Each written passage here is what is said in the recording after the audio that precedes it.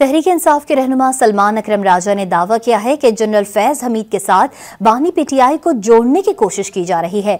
जिन कारकुनान को 26 नवंबर को गिरफ्तार किया गया, उनको 9 मई में भी नामजद किया जा रहा है। पेशावर हाई कोर्ट में मीडिया से गुफ्तगू करते हुए वाज़ेह किया कि तहरीक इंसाफ मुल्क की भलाई के लिए आगे आएगी।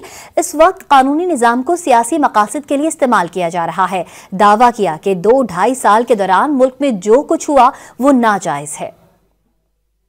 तहरीक इंसाफ के रहनुमा सलमान अकरम राजा ने दावा किया है कि जनरल फैज हमीद के साथ बानी पीटीआई को जोड़ने की कोशिश की जा रही है। जिन कारकुनान को 26 नवंबर को गिरफ्तार किया गया, उनको 9 मई में भी नामजद किया जा रहा है। पेशावर हाई कोर्ट में मीडिया से गुफ्तगू करते हुए वाज़ेह किया कि तहरीक इंसाफ मुल्क की भलाई के लिए आगे आएगी।